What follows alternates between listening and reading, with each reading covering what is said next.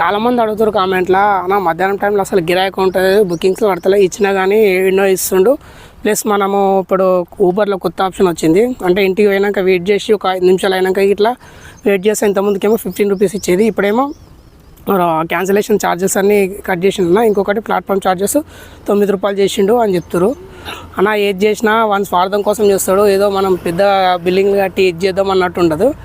ఇంకొకటి చాలామంది ఫీల్ అవుతారు కదా, అంటే 12 గంటల నుంచి ఈ టైంలలో ఏం చేయాలని అర్థమవుతుంది. అంటే ఏం చేయని అవసరం లేదు, నిమ్మలంగా తిని ఒక 5 గంటల వరకు ఇట్లా చెట్ల కింద ఆటోలు ఆపుకుంటే సరిపోతుంది.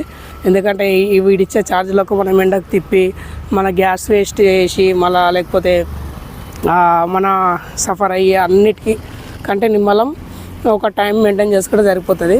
చాలామంది ఫీల్ అవుతారు, కొత్తగా తీసుకున్న వాళ్ళకి ఏం అర్థమవుతలేదు. ఈ కొత్తగా తీసుకున్న వాళ్ళు ఒకటే ఆలోచించరు, కొత్తగా కొంచెం ఇట్లనే ఉంటుంది, టెన్షన్ పడకపోరు, నిమ్మలంగా నడుపుకుంటే నిమ్మలంగానే అవుతుంది. ఇప్పుడు మేము నడుపుకోవట్లేమో అట్లనే నడుపుకోరు మీరు. ఇట్లా మీరు దీనివల్ల చూసి కిరాయిలు తక్కువ ఇస్తలేడు, అది ఇస్తలేడు, ఇది ఇస్తలేడు, ఈ కోపంతో మీరు ఆటోలు అమ్మేసుకుంటే మీరే లాస్, వీడేం లాస్ కాడు. ఇంకొకటి చాలామంది అడుగుతారు, మనకు ప్లాట్ఫామ్ ఛార్జ్ ఊబర్లో తగ్గించింది కదా అన్నట్టు. ఏం తగ్గియలేదు, 9 రూపాయలు చేసిండు. ప్లస్ వాడు ఒక మొన్న లాగిన్ చేస్తే కండిషన్స్ పెట్టిండు. అదే ఈ రైడర్ ఇంటికి పోయినా వెయిటింగ్ చేసినా క్యాన్సిల్ చేసినా వాళ్ళంతా వాళ్ళు క్యాన్సిల్ చేసినా మీకు ఛార్జీలు ఏమో అది ఇదని. సరే మీ ఇష్టం ఉన్నది ఏదైనా వేసుకొని అన్నట్టు, ఇక మనతో ఇక తప్పదు అన్నట్టు మనం లాగిన్ చేస్తాం కదా సచ్చినట్టు, ఇట్లా లాగిన్ చేయాల్సి వచ్చింది. సరే మీకు ఎందుకు చెప్తున్నా అంటే ఇప్పుడు కొత్త చేంజెస్ వచ్చినాయి. ప్లస్ నాది మైక్ పడ్డది, కొత్త చేంజెస్ వచ్చినాయి, ఎన్నో రకాలుగా వచ్చినాయి. మీరైతే అస్సలు కొత్త వాళ్ళు సఫర్ కాకండి, ఇట్లాంటి ఎన్నో జరుగుతుంటాయి. ప్రయోగాలు మన మీద చేయాలి ఖచ్చితంగా. డ్రైవర్ల మీద చేస్తేనే ఆ కంపెనీ వాడు బాగుపడతాడు. ఇట్లా కస్టమర్ల మీద చేసిరనుకో ఈడ్చి లాగ్ కొడుతుంటారు చూడు, మళ్ళీ వీళ్ళు పట్టించుకోరు యాప్ అని వాళ్ళకి ఆఫర్లు ఇస్తూ ఉంటాడు.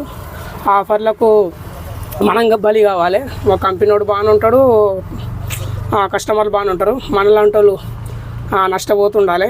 నష్టం అంటే ఏ రకంగా అంటే మెయింటెనెన్స్, మన ఇంట్లో కిరాయిలు, మళ్ళీ ఆటో గ్యాస్ ఇవన్నీ ఉంటాయి కదా. దానివల్ల చూసేటోళ్ళకి ఏమనిపిస్తుంది అంటే వీళ్ళు బాగా సంపాదిస్తారు, 2000 సంపాదిస్తారు, 3000 సంపాదిస్తారు అంటారు. కానీ వీడు పెట్టే టార్చర్ ఎట్లుంటాయంటే, మొన్న శివరాత్రి ముందు శివరాత్రి లారీ 3 రోజులు ఓలా ఊబర్ ర్యాపిడో కొంచెం మంచి ఇచ్చారు.